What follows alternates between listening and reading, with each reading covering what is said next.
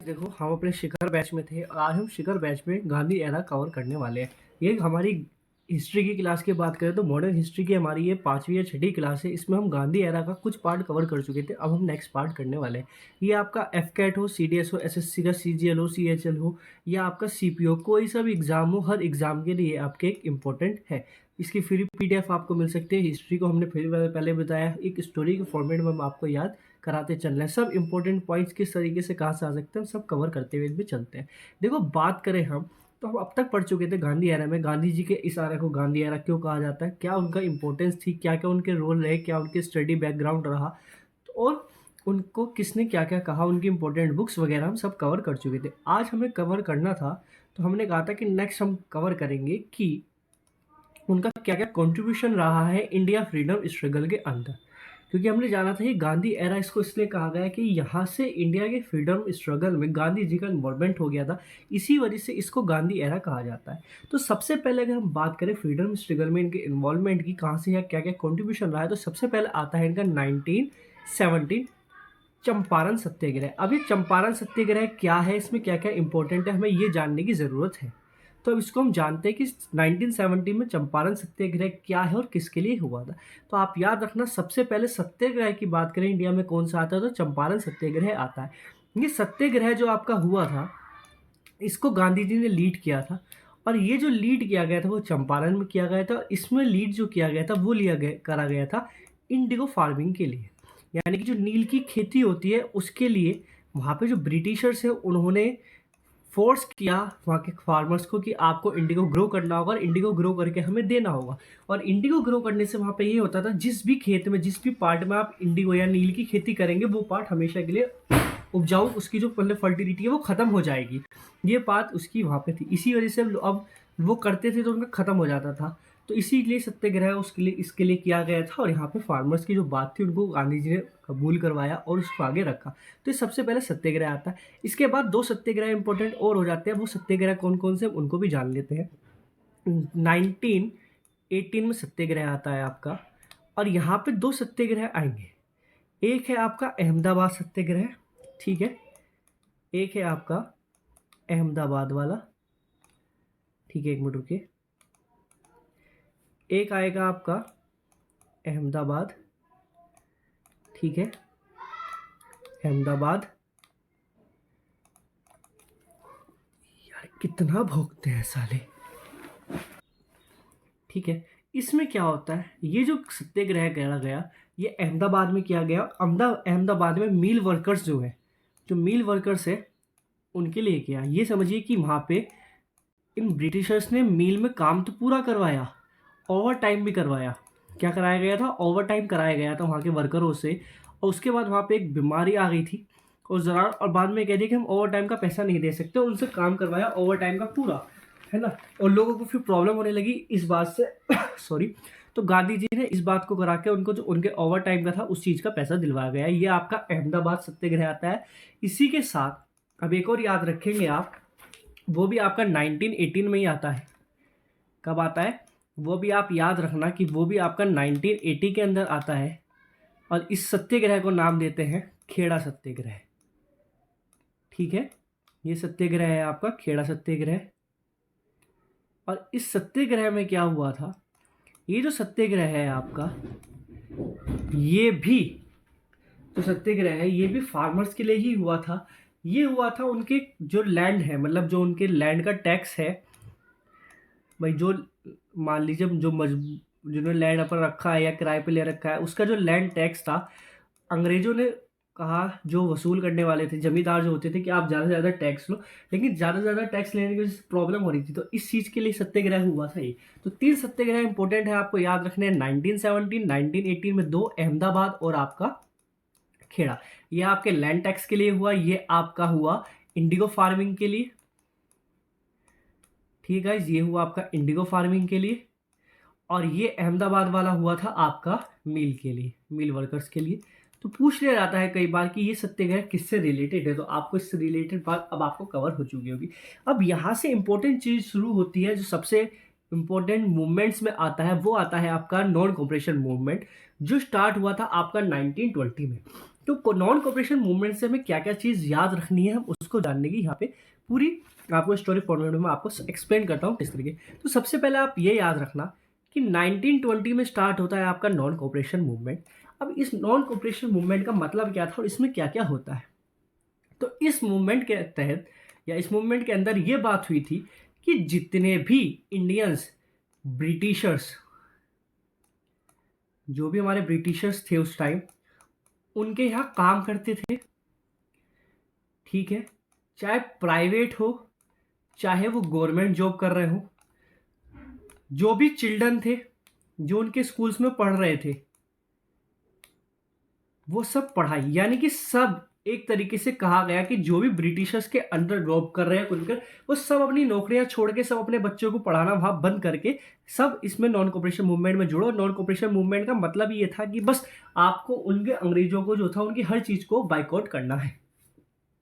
और ये आप जानते हैं कि सत्याग्रह जो भी गांधी जी के रहे हैं वो सब नॉन वायलेंस के थ्रू रहे, कोई भी वायलेंस नहीं हुआ।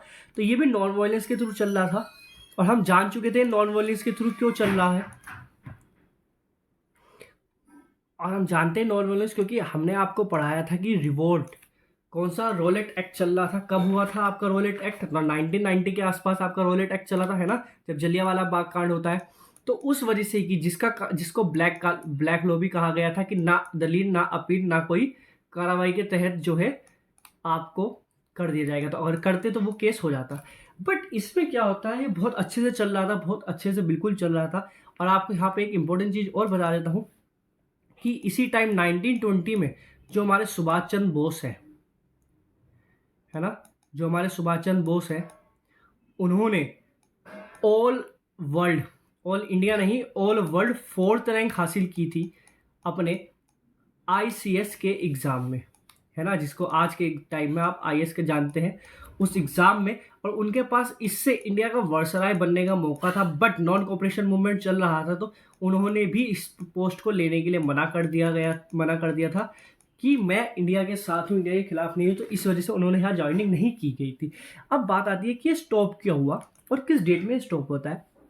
तो आप याद रखना कि स्टॉप जो हुआ आपका वो होता है 12 फरवरी 1922 में, यानी कि जस्ट 2 साल बाद इसको स्टॉप करना पड़ा। क्यों करना पड़ा? एक कॉन्स्पिरेसी होती थी जिसका नाम था ड्यूटी चोरा चोरी कॉन्स्पिरेसी, जो हुई थी 5 फरवरी 1922 में, है ना, 5 फरवरी 1922 में होती है। इसमें क्या होता है, अब इस मूवमेंट को स्टॉप करने के लिए ब्रिटिशर्स ने क्या काम करा, फ्री ड्रिंकिंग, है ना, यानी कि फ्री अल्कोहल देना शुरू कर दिया लोगों को। तो ये पंजाब में हो रहा था। और पंजाब में जब हो रहा था तो पंजाब के एक लीडर थे, उनका नाम था भगवान दास। क्या नाम था उनका? तो आप याद रखेंगे, उनका नाम था भगवान दास, ठीक है। कौन थे? भगवान दास।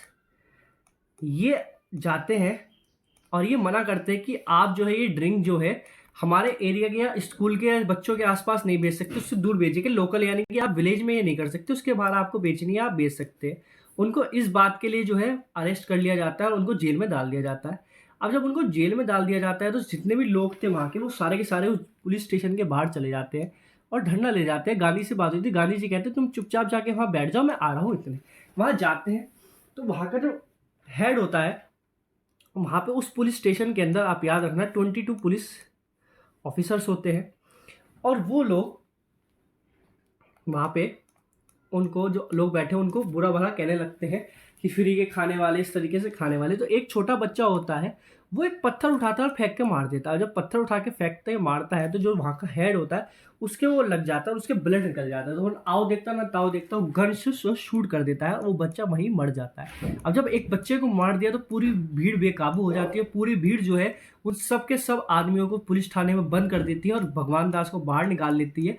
और जो वहाँ के आसपास की दारू की थी, वहाँ से दारू की बोतलें उठाते हैं और पुलिस स्टेशन में फेंक देते हैं और आग लगा देते हैं। पुलिस स्टेशन को जला देते हैं और वहाँ के बाहर जो 22 ऑफिसर्स हैं तो उनको उसके अंदर ही जला देते हैं।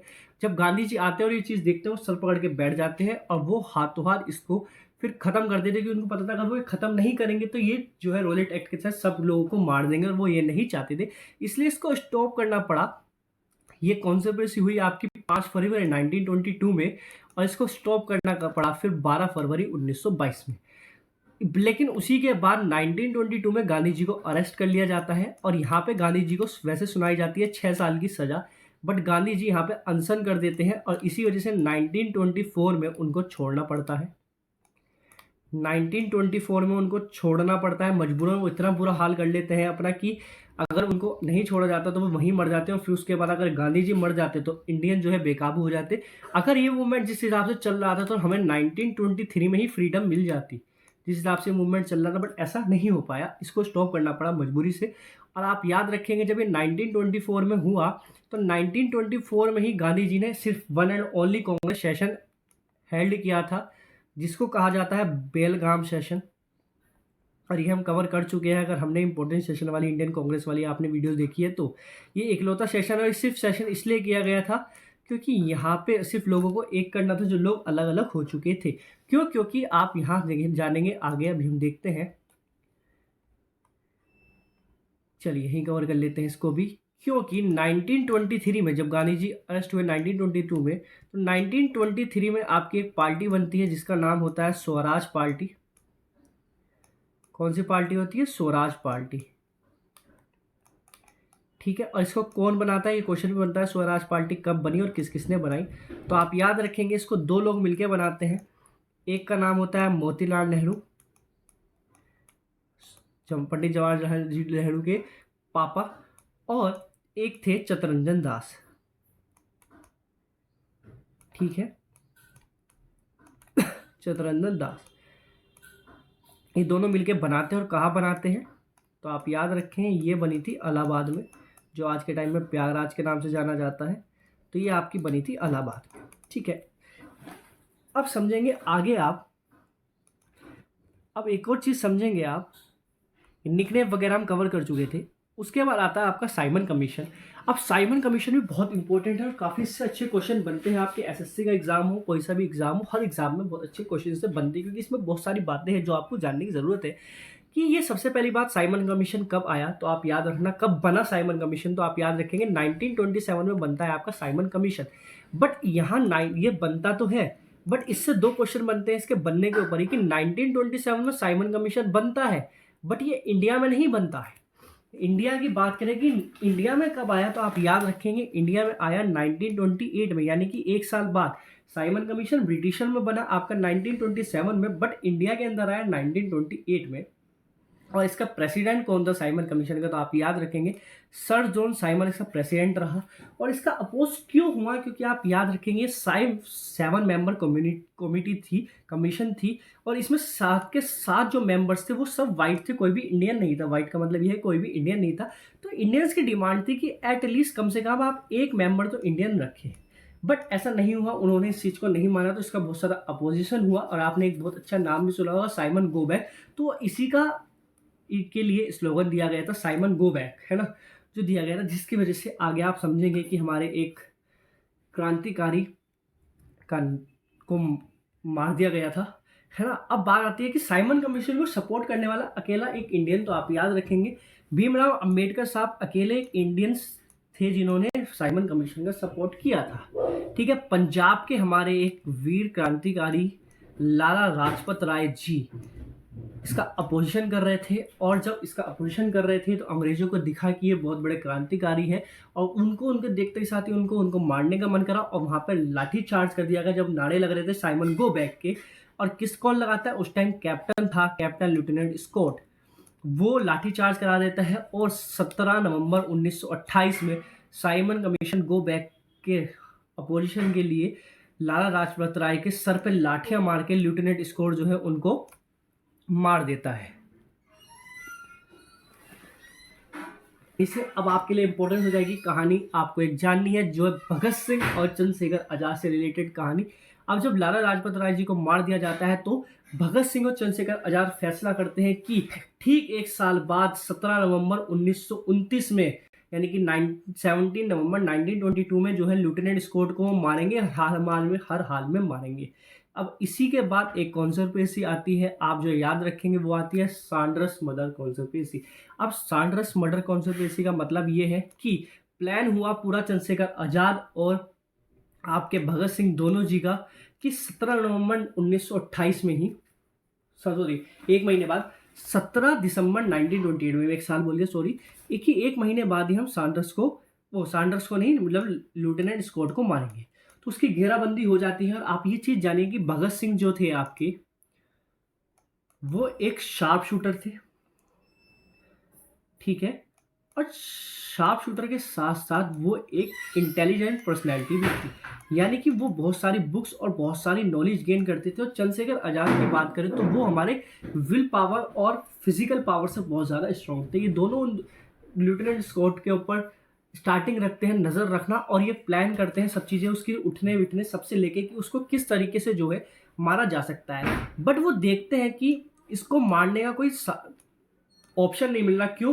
क्योंकि ये पुलिस स्टेशन में पूरे दिन रहता है, पुलिस स्टेशन में पूरे दिन रहता है, और उसके बाद जो उसका घर है वो पुलिस स्टेशन से निकलते के साथ ही उसका यहाँ घर है, और यहाँ पे भी वो पुलिस वाले आदमियों के साथ रहता है। तो उसको मारना बहुत मुश्किल काम था, लेकिन मारना तो था क्योंकि वो ठान चुके थे। तो वो एक, लेकिन अब वो ये ना, बस भगत सिंह एक शार्प शूटर थे, वो एक लूप होल निकाल लेते हैं। क्या निकाल लेते हैं? एक लूप होल निकाल लेते हैं उसको मारने का।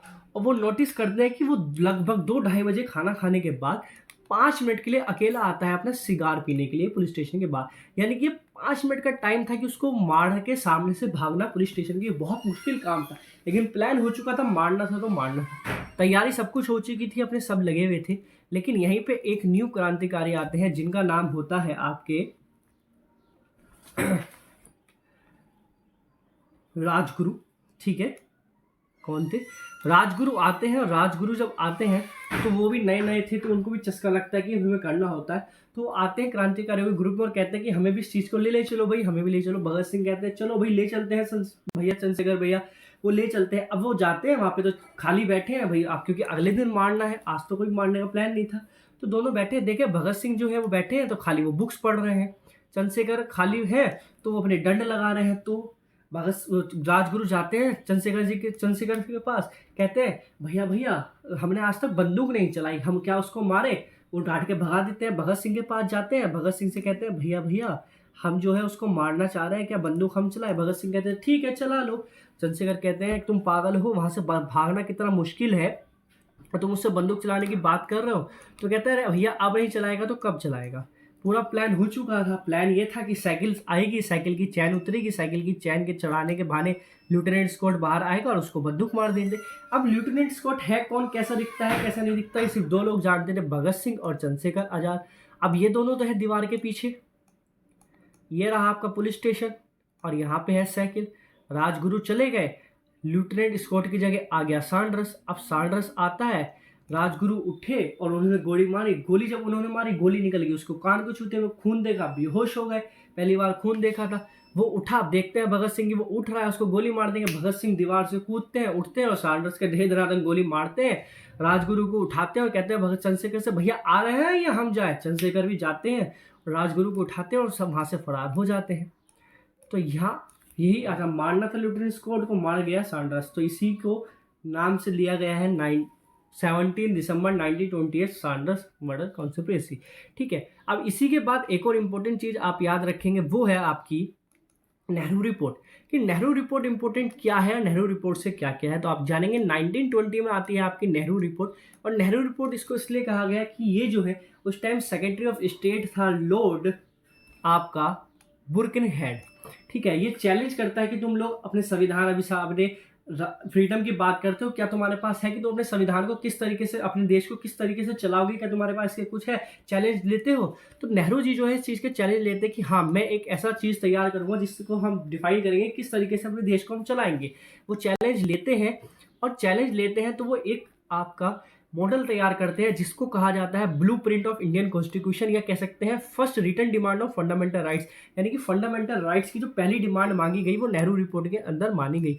भले ही जो है नेहरू रिपोर्ट में नेहरू जी हार गए थे, मोतीलाल नेहरू हार गए थे। नेहरू यहाँ पे मोतीलाल नेहरू जी की बात चल रही है, वो हार गए थे। बट यहाँ पे इसके लिए बहुत इंपॉर्टेंट ये कुछ पॉइंट छोड़ गया कि ब्लूप्रिंट ऑफ इंडियन कॉन्स्टिट्यूशन की तैयार की बात करें तो आपकी नेहरू रिपोर्ट है, और first written demand of fundamental rights है, तो ये भी आपका नेहरू रिपोर्ट ही है।